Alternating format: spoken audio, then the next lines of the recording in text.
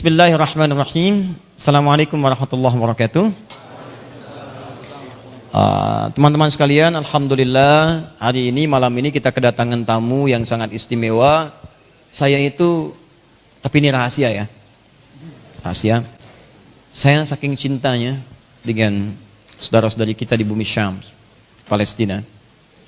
Di ruang kerja saya sampai hari ini di atas itu saya lilitkan syal Palestina yang tidak pernah saya lepaskan kecuali Palestina sudah mendapatkan haknya dan sudah terbuka Masjid Al-Aqsa itu untuk orang-orang beribadah di dalamnya. Maka alhamdulillah malam ini dikirimkan saudara kita yang beliau akan memperkenalkan dirinya langsung, siapa beliau, kenapa ada di sini, kenapa tiba-tiba muncul, ya apa yang terjadi kemudian di Gaza dan sebagainya. Tidak panjang lebar, panjang kali lebar sama dengan luas, dan itu terlampau banyak menyita waktu. Ustaz, waktunya 5-10 menit. Terserah antum, silahkan apa yang mau disampaikan. Fadhal. Oh, sebentar, bahasa Arab apa bahasa Indonesia? Fadhal. Bismillah. Ini saja. Afwan, Ustaz. Bismillahirrahmanirrahim. Assalamualaikum warahmatullahi wabarakatuh. Alhamdulillah wassalatu wassalamu ala Rasulillah amma ba'd. Pertama-tama perkenalkan, nama saya Muhammad Husain. Saya aktivis kemanusiaan Indonesia yang tinggal di Gaza sejak tahun 2011. Alhamdulillah, dan baru pulang ke Indonesia berkunjung bulan yang lalu.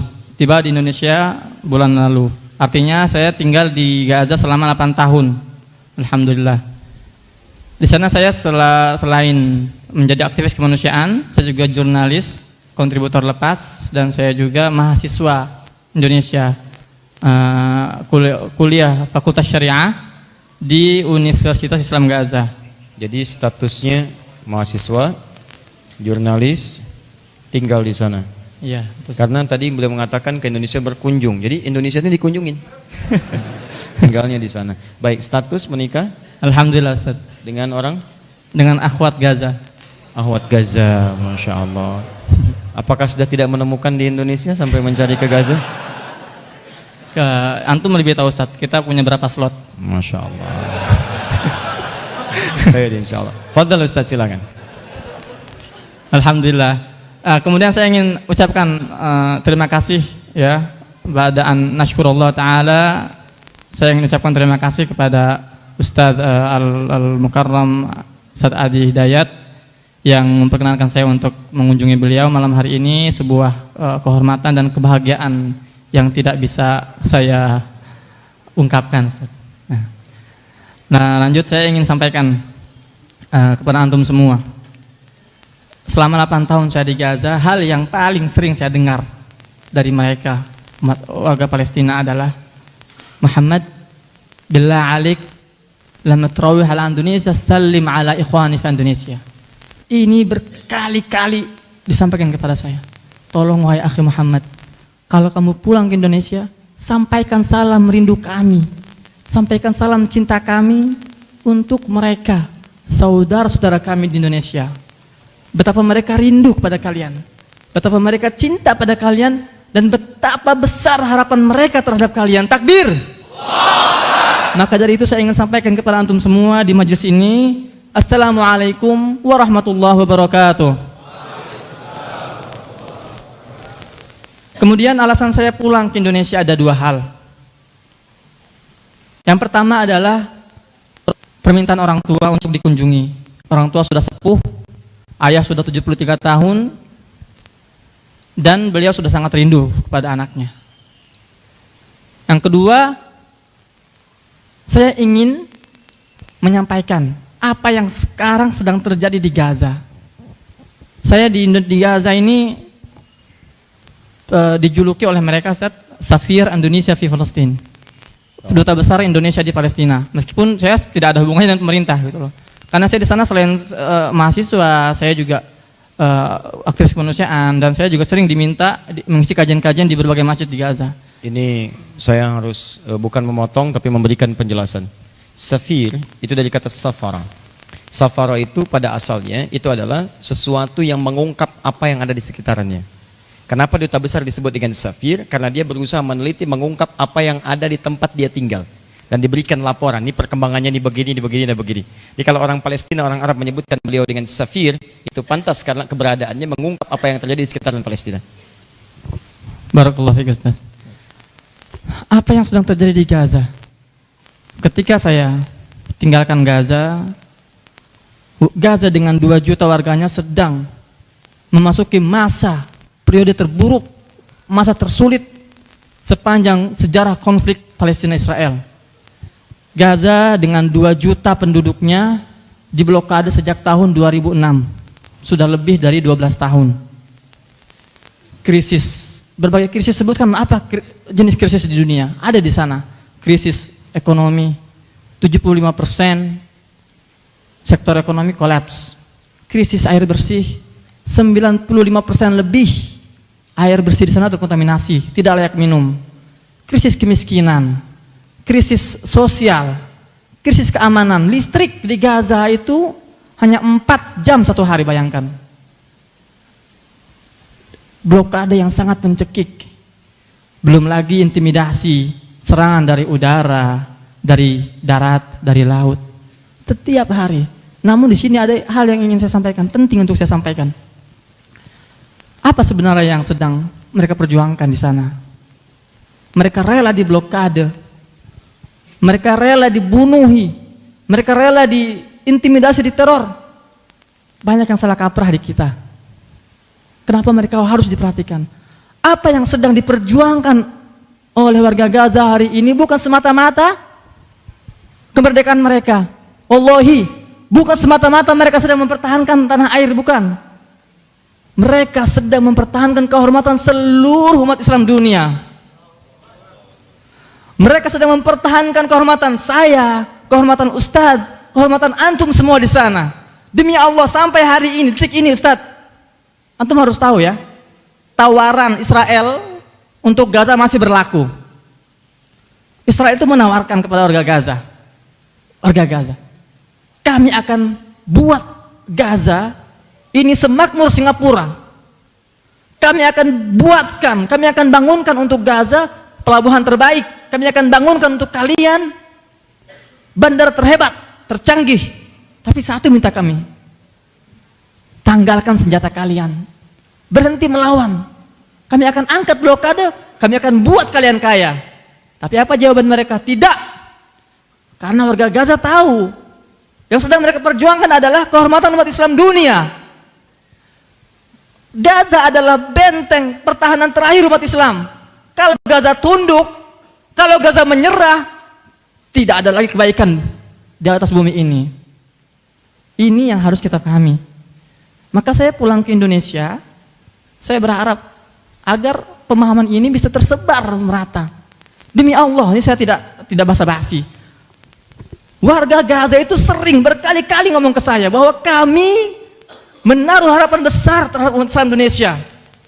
Kami yakin bahwa yang akan membebaskan Palestina bukan dari negara-negara Arab, bukan dari Mesir, bukan dari Saudi Arabia, bukan dari mana lagi, sebutkan negara-negara Arab. Mereka yakini apa? Indonesia akan memimpin perjuangan pembebasan Palestina dan Masjid Al-Aqsa. Takbir.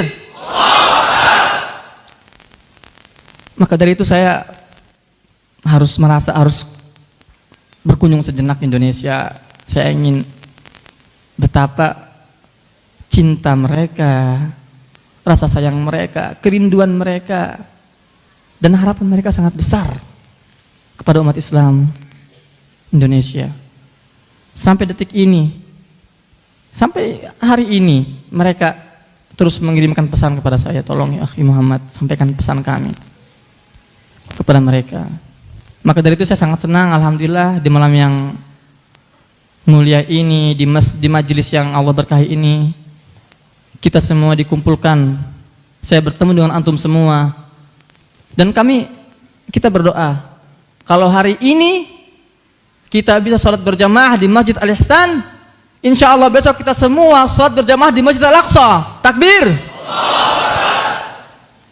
Kurang lebih itu saja karena saya sudah dibatasi oleh waktu. Udah 10 menit ya.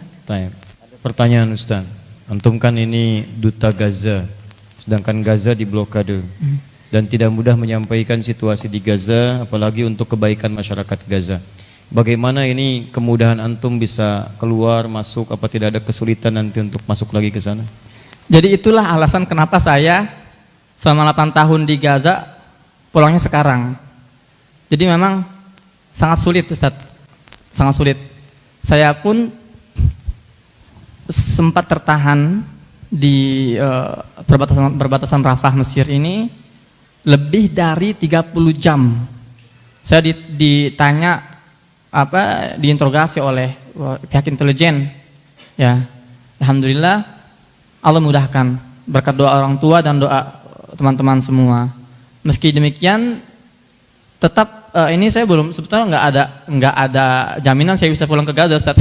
Tapi alhamdulillah karena saya membawa anak dan istri dari Gaza, ini biasanya gitu. Karena saya sudah punya identitas iqamah di sana di Gaza dan saya punya anak dan istri dari Gaza, biasanya mereka memberikan pengecualian saya bisa masuk ke Gaza. Makanya saya juga mohon doanya antum semua, semoga Allah mudahkan perjalanan saya ke Gaza dalam beberapa bulan ke depan. Insyaallah.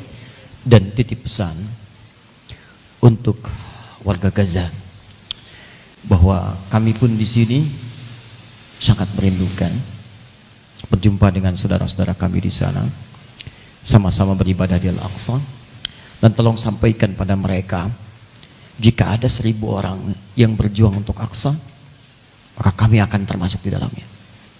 Jika itu hanya 100 orang, maka kami pun ada di dalamnya. Jika ada 10 orang, maka kami ada di dalamnya. Dan jika ada cuma 1 orang yang berjuang, maka katakan itulah kami orangnya. Allahu Akbar.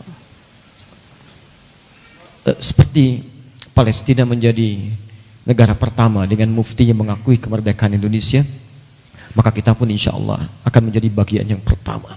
Bukan hanya bermohon kepada Allah, tapi kalau kita diberikan kesempatan untuk menjadi bagian terbaik di saf yang pertama untuk masuk ke Aqsa itu, insya Allah kita akan jadi bagian dari itu dan kita akan jadi pionir di dalamnya. Takbir. Saya kira itu hal terbaik di malam ini, dan jangan takut dengan berbagai hal, karena ajal kita sudah dituliskan mau dimanapun. Wafat itu niscaya, apapun sebabnya itu bisa terjadi, tapi kita bisa memilih dalam keadaan apa kita wafat. Jika Anda bisa mengondisikan diri wafat dalam keadaan mulia, maka tinggalkanlah segala perbuatan yang sia-sia, yang sekiranya tidak punya nilai di hadapan Allah Subhanahu wa Ta'ala.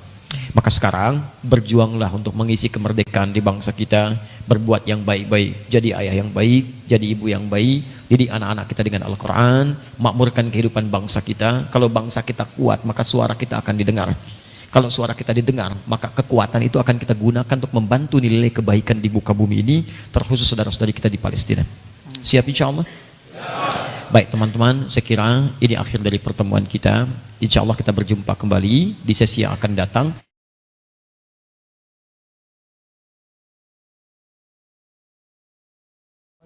معك ماي؟ لا مش معي. طب احنا بدنا نحكي عاد كيف احكي عاد احكي. احنا هنا عامة في نهر البارد في خان يونس في غزة المحاصرة، الوضع تعبان. بنشكر اخواننا في اندونيسيا على انبساطهم وعملهم الطيب للاطفال تاعونا بتوفير الحاجات والاغراض.